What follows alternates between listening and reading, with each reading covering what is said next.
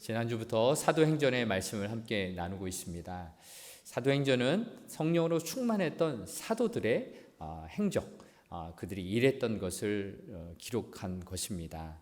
이 사도행전은 오늘날 성령 충만을 받은 우리를 통해서도 하나님께서 계속해서 써내려가고 계시다라는 것입니다. 오늘 함께 이 말씀을 나누면서 우리의 가운데도 하나님의 말씀이 이루어지고 하나님의 뜻을 이루는 우리 모든 성도님, 우리 교회가 되길 주의 이름으로 축복합니다. 사도행전의 오늘 본문의 1절은 이렇게 시작합니다. 그때 제자들이 많아졌다라는 말씀으로 시작됩니다. 사도행전은 성령으로 충만함을 받았던 이 제자들이 하나님의 복음을 증거했습니다. 그래서 많은 사람들이 주를 믿게 되었던 것이죠. 그런데요, 사실은 이 사도행전에 기록된 이 사람들이 믿는 사람들이 많아졌다라는 기록 이전에 많은 어려움들이 있었다라는 것을 우리는 살펴보아야 합니다. 예수님을 믿는다라는 이유 하나만으로 대제사장들과 서기관들에게 잡혀가서 옥에 갇히고 채찍에 맞고 예수님 이름을 전하지 말라라는 협박을 받았습니다. 그런 어려운 가운데서도 제자들은 그런 핍박을 이겨내고 예수님을 담대하게 증거했습니다. 그럴 때 믿는 사람들이 더 많아졌다라는 것이 오늘 본문 그때라고 시작되는 그 말이 담겨있는 의미입니다. 제자들은 두렵고 떨렸지만 성령 충만함으로 그 핍박의 어려움들을 이겨내며 예수님의 이름을 전했던 것입니다. 그런데 오늘 본문을 보면요, 또 다른 어려움이 이 초대교회 가운데 찾아옵니다. 분명 교회란 것은요, 성도란 것은요, 이 어려움이 반드시 있고요, 그 어려움을 이겨내는 가운데 성장하는 것이다 라는 것을 이 사도행전을 통해서 알아볼 수가 있습니다. 오늘 본문을 보면서 초대교회에 어떤 어려움이 있었고 어떻게 성령께서 이기도록 도와주셨는지 함께 살펴보고자 합니다. 또한 우리의 오늘 삶 가운데도 동일하게 그런 어려움이 찾아올 때 우리 또한 그렇게 성령님이 인도하심을 따라 이겨낼 수 있기를 바랍니다. 오늘 첫 번째 함께 살펴볼 것은요, 초대교회에 있었던 문제는요, 원망의 문제가 있었다라는 것입니다. 오늘 본문 1절을 표준 세번역으로 함께 보도록 하겠습니다. 함께 읽어보겠습니다. 이 시기에 제자들이 함께 읽겠습니다. 이 시기에 제자들이 점점 불어났다. 그런데 그리스 말을 하는 유대 사람들이 히브리 말을 하는 유대 사람들에게 불평을 터뜨렸다. 그것은 매일 구제하는 일에 있어서 자기네 과부들이 소홀히 여김을 받았기 때문이었다. 아멘. 이들에게 있었던 문제는 원망이라는 겁니다. 원망. 이 원망이라는 것은요, 성경에 끊임없이 반복되어서 나오는 큰 문제 중에 하나입니다. 국어 사전을 보면은 이 원망이라는 것은요, 어떻게 정의하고 있냐면 못마땅하게 여겨 탓하거나 불평을 가지고 미워하는 것이다 라고 정의하고 있습니다. 원망이라는 말 많이 들어보시고 여러분도 하셨을 겁니다. 가장 대표적인 원망이 무엇이 있을까요? 어머니 왜 저를 낳으셨어요? 라는 것일 것이에요. 누구나 한 번쯤은 어렸을 때 자라면서 이런 원망해 보신 적이 있으실 것입니다.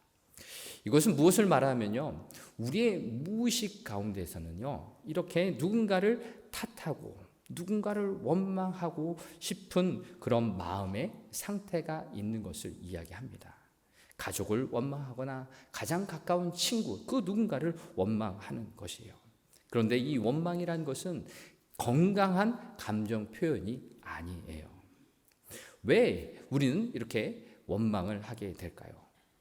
심리학자는요, 우리가 원망을 할 때 나에게 내가 누릴 수 있는 무언가 좋은 게 있기 때문이다 라고 이야기합니다. 호킨스 박사라고 정신의학 박사님이 계신데요, 놓아버림이라는 책에서 이렇게 원망에 대해서 이야기하고 있습니다. 남을 원망하면 큰 보상이 따른다. 나는 죄가 없어진다. 원망할 때 나는 순교자나 피해자가 되고 동정받는 사람이 된다라고 원망할 때 우리의 심리적인 상태를 이렇게 이야기하고 있습니다. 그렇듯하지 않은가요? 누군가를 원망할 때 나는 죄가 없고 누군가 죄가 있다라고 이야기하는 거예요. 남을 탓하면 나는 깨끗해지는 그런 마음에 그런 심리적인 이유가 있기 때문에 원망하게 된다라는 겁니다. 그래서 옥희순 박사는 원망은 마약과도 같다라고 이야기합니다. 한번 원망하기 시작하면 마약과도 같이 중독되어서 끊을 수 없게 된다라는 거예요. 성경에서 나오는 첫 번째 원망은 무엇일까요? 아담과 하와가 선악과를 따먹고 나서 하나님이 나타나서 아담아 네가 어디 있느냐? 네가 왜 내가 먹지 말란 그 실과를 먹었느냐라고 말했을 때 뭐라고 이야기합니까? 하나님이 내게 주신 이 여자가 이것을 주어서 내가 먹었습니다 라고 이야기합니다. 하나님이 주신 이 여자가 내게 줬기 때문에 이 여자가 잘못이고요, 이 여자를 주신 하나님이 잘못입니다, 나는 잘못이 없습니다 라고 원망하고 있는 거예요. 또 하와에게도 물으셨어요. 하와는 뭐라고 대답합니까? 이 뱀이 내게 이것을 주었기 때문에 먹었어요. 뱀 탓을 하고 있는 거죠. 죄는 내가 줬지만 이 죄는 내게 아니라 남 탓입니다, 남의 것입니다 라고 이야기를 하고 있는 것이 바로 원망이라는 것입니다.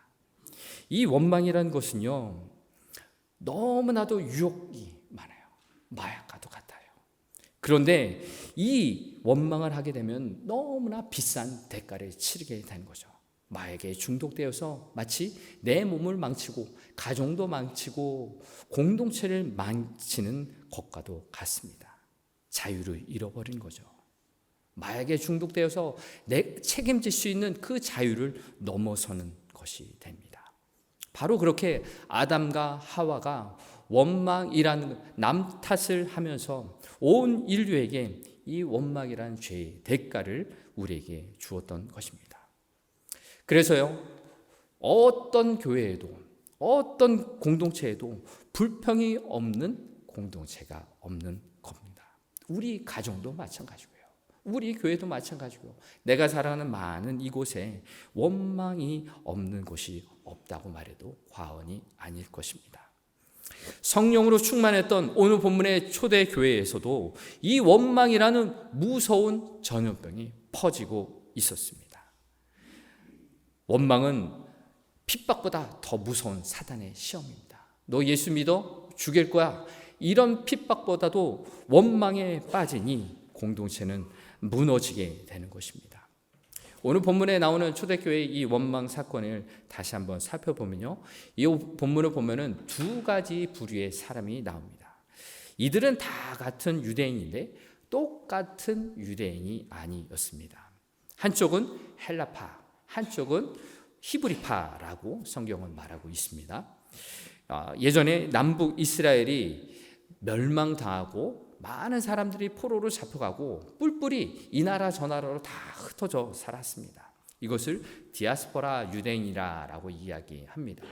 그런데 기원전 300년 전부터 그리스가 그 중동 지역 동쪽을 다 지배했을 때 흩어졌던 사람들은 헬라말, 그리스 말을 하면서 살았어요. 그래서 길게는 400년 이상이나 이방 땅에서 헬라 말을 사용하면서 고국 이스라엘에 살았던 사람과는 다른 문화, 다른 언어를 사용하기 시작했죠.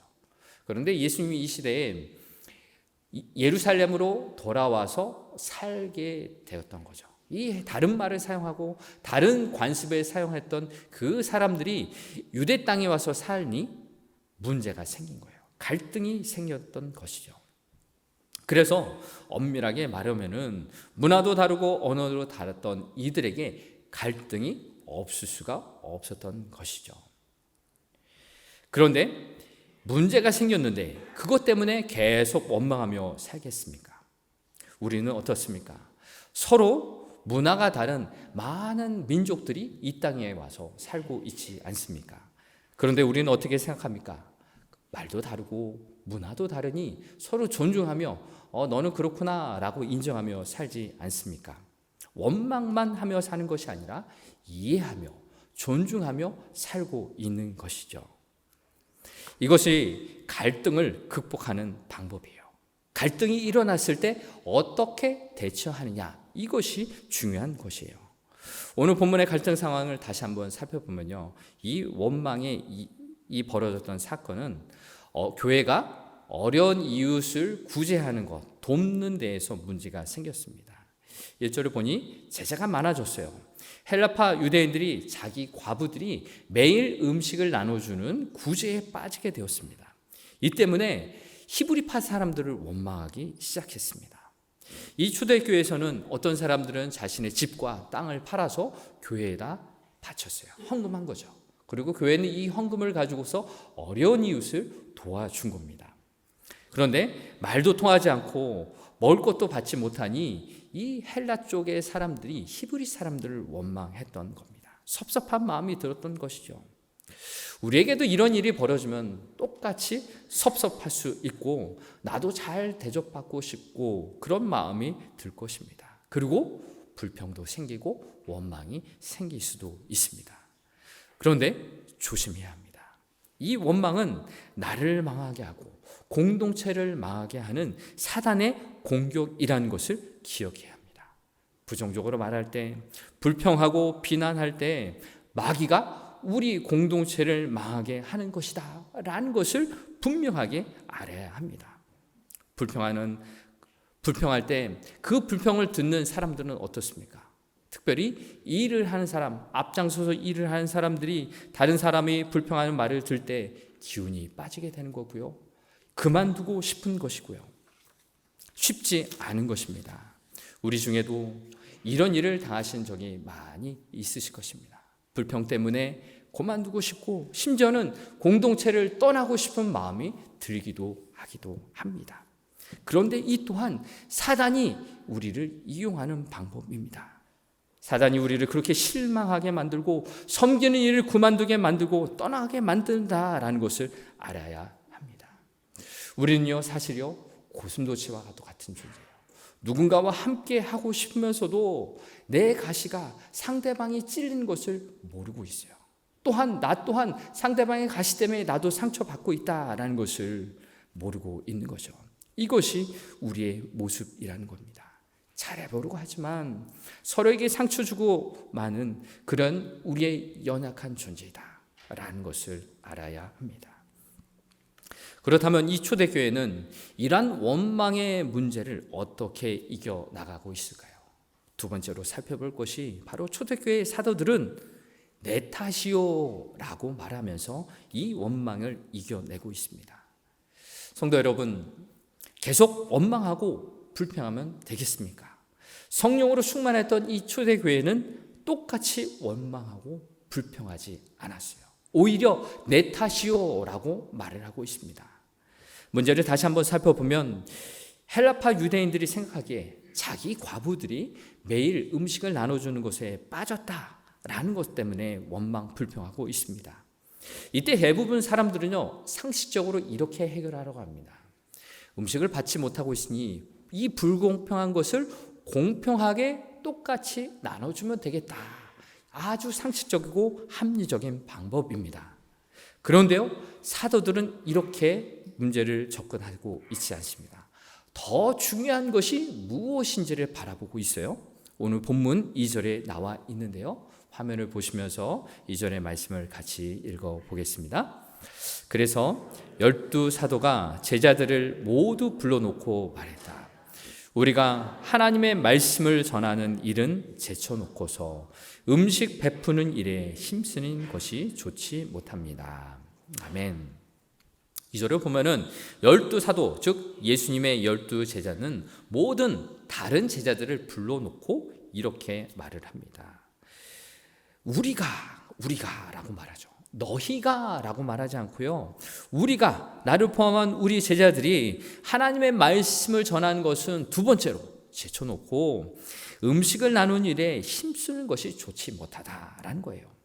즉 우리가 이 일을 함에 있어서 잘못했습니다 라고 말을 하는 것입니다. 여러분, 누구든지 내 탓이요 내가 먼저 그렇게 말하는 것은 쉽지 않습니다.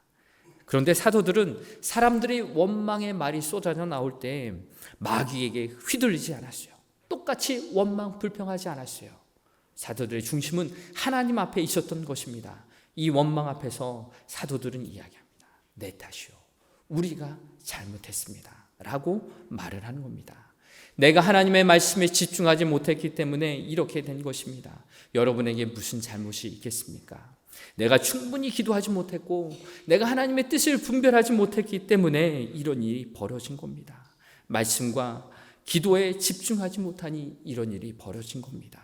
교인도 많아지고 해야 할 일도 많이 있는데 미련하게 그 일을 다 하려다 보니 이런 실수가 벌어진 겁니다 라고 사도들은 정직하게 이야기했습니다. 사랑하는 성도 여러분, 여러분도 이 말을 할 수 있겠습니까? 아내가 집에서 나에게 원망할 때 남편들께서 내가 여보 잘못했어요, 내가 말씀과 기도에 충실하지 못했느니 내가 내 성질대로 욱하며 살고 있군요, 미안합니다, 이렇게 말할 수 있겠습니까? 또 사랑하는 자녀들 앞에서 아빠가 엄마가 잘못했다라고 이야기할 수 있겠습니까? 우리 교회 안에서도 무슨 오해나 쉽지 않은 갈등의 문제 가운데서도 성도님 제가 기도가 부족했고 하나님의 말씀에 충실하지 못했다 보니 이런 실수가 있었네요, 제가 부족했습니다 라고 말을 할 수 있겠습니까? 이런 말을 할 수 있는 사람은요, 성령으로 충만한 사람이에요. 하나님께 은혜를 받은 사람입니다. 내 안에 예수 그리스도의 사랑, 죄 많은 허물 많은 나를 용서하신 하나님의 사랑을 경험한 사람들이 이렇게 말을 할 수가 있는 것이죠. 사람들이 불평의 원망의 화살을 쏠 때 힘든 겁니다. 그러나 예수님을 바라봅니다. 나 때문에 창에 찌르셨고 나 때문에 채찍을 받으셨던 그 예수님을 기억하는 겁니다. 그리고 예수님이 그 십자가 위에서 나를 위해서 죽으셨을 때 나의 욕심과 내 욕망들이 그 십자가 안에 죽었다라는 것을 선포하는 거예요. 그리고 예수님이 부활하실 것처럼 나는 이제 예수님으로 인해 살아갑니다 라고 고백하는 겁니다. 그렇기 때문에 나도 똑같이 원망하고 불평하고 싶은 그 옛 자아가 죽었기 때문에 똑같이 불평하지 않는 거예요. 이것이 바로 십자가 복음의 능력입니다. 사도들은 이 십자가의 복음이 분명했어요. 사도들은 원망과 불평과 이 무서운 시험 앞에서도 나는 죽었고 예수로 산다라는 이 고백으로 공동체를 세워 나가고 있습니다. 여러분, 자아가 죽지 못한 사람은 절대로 그렇게 살지 못합니다. 내가 누군지를 알아야 나는 이런 사람이야, 내가 얼마나 이렇게 열심히 살았는데 하면서 똑같이 불평불만하게 되는 거죠. 그러면서 내 안에 있는 실수는 보지 못하고 남에게 있는 실수만 보게 되는 것입니다. 요즘 새벽 설교 본문이 민수기 13장, 14장 이 부분을 말씀을 나누고 있는데요. 여러분, 가나안 땅 정탐을 했던 사람들이 악평을 합니다. 불평을 합니다. 그런데 이것을 듣고 모든 백성들이 울면서 원망을 합니다. 그런데 하나님이 이것을 들으시고 어떻게 하십니까? 그들이 말한 대로 되게 만드십니다. 죽겠다, 죽겠다라고 말하니 광야에서 죽게 된 것입니다. 약속의 땅에 이르지 못하게 됩니다. 우리는 어떻습니까?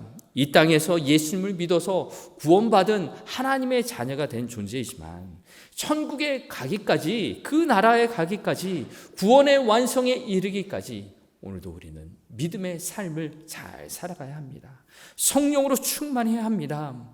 내 안에 계신 예수님을 계속해서 바라보아야 합니다. 그래서 나는 죽고 예수로 사는 인생으로 오직 말씀과 기도로 살기로 다짐해야 합니다.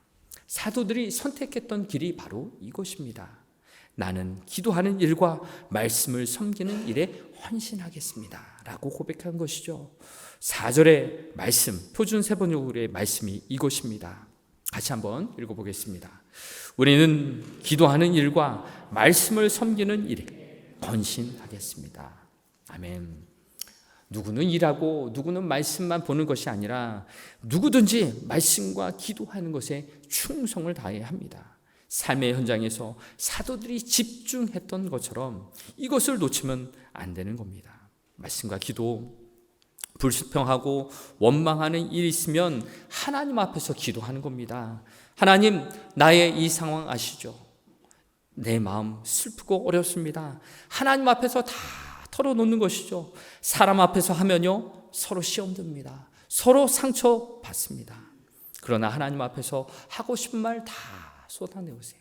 그러면 바다보다 더 넓고 하늘보다 더 높으신 하나님께서 우리의 더러운 마음 깨끗하게 해주십니다. 우리의 불평, 원망하는 마음 다 들으시고 우리의 마음을 정결하게 씻어주실 줄 믿습니다. 더럽고 냄새났던 우리의 마음을 깨끗하게 비워주시고 이제 그 마음에 하나님의 생명의 말씀을 채워주시죠. 그래서 그 말씀이 이끌어 주시는 대로 우리가 살아가게 될 줄로 믿습니다. 옆에 분에게 한번 이렇게 한번 연습해 보겠습니다. 연습입니다. 내 탓이요, 내 탓이요. 네, 연습입니다. 네. 연습을 잘해야지 실전에 써먹을 수가 있습니다. 항상 내 안에 있는 실수들을 바라보시고 내 안에 부족함을 바라보시고 상대방에게 불평불만하기 이전에 내 탓이요 라고 하실 수 있기를 바랍니다. 집에 가서도 연습하시고 실전에서도 그렇게 사용하시길 바랍니다. 이제 초대교회가 이 문제를 또 어떻게 해결했는지 세 번째 부분을 보겠습니다. 이들은 일꾼을 세우고 있습니다. 사도들은 말씀을 제쳐두고 일에만 몰두했던 자신들의 잘못을 고백했고 이제 일꾼을 세우고 돕는 일을 하게 합니다. 표준 세번역 3절의 말씀입니다. 같이 화면을 보면서 읽어보겠습니다. 그러니 형제 자매 여러분, 신망이 있고 성령과 지혜가 충만한 사람 7을 여러분 가운데서 뽑으십시오. 그러면 그들에게 이 일을 맡기고. 아멘. 지금까지 사도들은 말씀도 전하고 어려운 일을 돕는 일들도 다 했습니다. 그런데 이제 자기들 대신에 사람들 돕는 일을 맡을 사람을 뽑자라고 이야기합니다. 그런데 어떤 사람들은 자기의 일을 다른 사람에게 맡기는 것을 어려워하는 경우가 있습니다. 왜? 그 일은 내가 하는 것인데 내가 할 때 나는 좀 있어 보이고 능력도 있어 보이기 때문이다 라는 그런 마음이 있기 때문입니다. 그런데 본문에서 이 사도들은 내 일을 다른 사람에게 나누어 주는 것을 아무런 문제로 삼지 않고 있습니다. 말씀을 전하고 기도하는 사역 외에 다른 사람에게 맡겨도 그 다른 사람들이 그 일을 통하여서 하나님 나라에 동참하는 기회를 주기 때문이죠. 특별히 이 구제 사역이라는 것, 재정을 가지고서 다른 사람을 돕는 일이었거든요. 사도들은 이렇게 일을 다른 사람에게 맡기면서 몇 가지 원칙을 제시합니다. 첫 번째 원칙은요, 사도들 몇 사람이 뽑는 것이 아닌 교인 모두가 그 일꾼을 뽑는데 동참하도록 합니다. 그래서 오늘 방금 읽은 3절에서 형제 자매 여러분이라고 부릅니다. 우리 모두가 마음을 모아서, 교인들이 마음을 모아서 일할 사람을 뽑아야 한다라고 이야기한 거죠. 일은 단지 뽑힌 사람 몇 명이 진행할지라도 우리가 함께 다 뽑았으니 이것은 무엇을 말합니까? 우리 모두가 동참하는 겁니다. 교인들은 그들을 믿고 맡기고 이제 그들은 열심히 일하고 충성할 수 있는 그런 분위기를 만들어 주는 것이죠. 그렇습니다. 사도들은 일꾼을 세우고 사람에게 맡기고 함께 참여하면서 공동체가 이 모든 문제를 해결해 나가도록 함께 하는 겁니다. 교회에서도, 우리 교회에서도 일꾼들이 많이 필요합니다. 어떤 분들은 너무나 많다라고 말을 하기도 하지만 오늘 본문에서 7이라는 숫자를 이야기하고 있죠. 7은 성경에서 완전한 수, 충분한 수를 이야기합니다. 일꾼이 충분히 많을 정도로 그런 사람들을 세웠다라는 것이 바로 오늘 본문의 이야기입니다. 이제 오늘 이번이 10월 달을 맞이하고 곧 11월, 12월 연말이 다가옵니다. 연말이 될 때마다 우리는 이렇게 이야기합니다. 내가 맡은 구역장, 인도자, 또 교사나 선교의 임원들 다 힘들어서 올해까지만이다 라고 말을 하게 됩니다. 그런데 우리는요, 나를 살리신 복음, 이 십자가의 은혜가 있기 때문에 내게 맡겨주신 영혼을 돌보는 거죠. 교회 학교 교사로서 어린 영혼들을 돌보고 복음 때문에 주방 봉사도 하고 힘든 일, 굳은 일을 감당하게 되는 것입니다. 이 일곱이란 이야기 숫자가 무엇을 의미합니까? 우리 모두 다가 일꾼이다라는 거예요. 우리 모두 다가 각자 맡겨진 일을 감당해야 한다라는 것입니다. 충분한 숫자라는 것, 내가 구역장을 다 해야 되고 인도자를 다 해야 하고 어떤 직분을 맡아서야 한다는 것이 아니라 내가 구역 식구면은 구역 식구로서 구역 모임의 예배에 참여하는 것이고요. 선교회 회원이면 그 선교에 참여해서 같이 기도하고 하나님 나라의 일을 감당하는 것입니다. 우리 모든 성도님들이 성도이기 때문에 옆에 분에게 따스한 미소를 건네주는 것이고요. 사랑을 나눠주시는 것이고요. 교회 의자 삐뚤어졌으면 작은 것 하나 삐뚤어진 것 맞추고 쓰레기 줍고 작은 일을 하나하나 내가 일꾼으로서 감당하는 것. 이것이 바로 숫자 7이 우리에게 말해주는 것입니다. 또 다른 이 원칙은 일꾼을 세울 때 어떤 사람을 세울 것인가 라는 기준을 이야기하는데요. 3절에 성령과 지혜가 충만한 사람, 그리고 칭찬받는 사람을 뽑으라 라고 이야기합니다. 돈이 많거나 학식이 많거나 높은 위치에 있고 힘이 있는 사람을, 그런 사람을 뽑으라는 것이 아닙니다. 하나님의 영으로 성령으로 충만한 사람, 그리고 지혜의 근본이신 하나님의 말씀으로 가득한 사람을 뽑으라는 겁니다. 또 칭찬받을 사람을 뽑으라고 이야기하는데요. 칭찬받는 사람이란 우리가 상식적으로 말과 행동에 흠이 없어 존경받을 만한 사람이다 라고 이야기할 수 있습니다. 그런데 표준서 번역 조금 전에 읽었듯이 그 표현에는 신망이 있는 사람, 믿음직스러운 사람이다 라고 표현을 하고 있습니다. 이 칭찬받는 자라는 이 헬라어 원문을 보면은 마르티스라는 말에서 이 말이 나왔어요. 마르티스라는 것은 증인이라는 뜻이 있습니다. 누가 증인입니까? 예수님을 보았고 예수님의 사랑을 경험했기에 예수님이 그리스도시다 라는 것을 증거하는 사람입니다. 그래서 증인은 내가 본 것을 증거하는 것에 있어서 목숨을 걸고 순교하는 사람이 바로 증인의 자리에 있었던 사람입니다. 그래서 본문이 말하는 이 칭찬받는 자다라는 것은 단순히 말과 행동에서 사람들 앞에서 믿음직하다, 존경받을 만하다라는 것을 뛰어넘어서 목숨을 걸고 예수님이 나의 구원자시다 라는 것을 말하는 사람입니다. 그래서 사도행전 7장에 보면은 이 7시대 중에 뽑혔던 스데반이 예수님을 증거하다가 돌에 맞자 순교하는 일이 기록되어 있습니다. 우리는요, 믿음직스럽다, 칭찬받을 만하다, 사람들 앞에서는 그렇게 보일 수 있습니다. 한순간, 1시간, 2시간 잠깐씩 만나는 사람들 앞에서 그럴듯하게 살 수는 있어요. 그런데 나를 항상 보시는, 아무도 없는 곳에서 나를 보시는 하나님 앞에서 부끄러움 없이 살아가는 것 굉장히 힘든 것이죠. 죄의 유혹을 넘어가며 하나님 앞에서 온전한 삶의 모습으로 살아가는 것 쉬운 일이 아닙니다. 성도 여러분, 지난 한 주간 어떻게 사셨습니까? 가족들 앞에서, 친구들 앞에서, 이웃들 앞에서 어떻게 사셨어요? 사람들 앞에서 욕먹을 짓 하지 않으려고 애쓰셨죠. 그래서 여기 다 계신 겁니다. 만약 사람들에게 욕먹을 짓 하면은 부끄러워서 집 밖을 나오지 못하지 않습니까? 그런데 가만히 생각해 보십시오. 내가 사람이 아닌 하나님 앞에서 부끄러움 없이 살았느냐라는 질문입니다.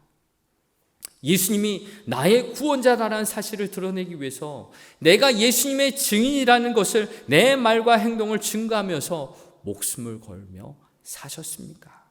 그렇게 정직하게 살려고 노력했습니까? 그렇게 하나님의 사랑을 드러내며 사셨습니까? 내가 하고 싶은 것, 내가 하고 싶은 말, 내가 하고 싶은 행동, 내가 갖고 싶은 거 다 누리려고 욕심부리며 살지 않았습니까?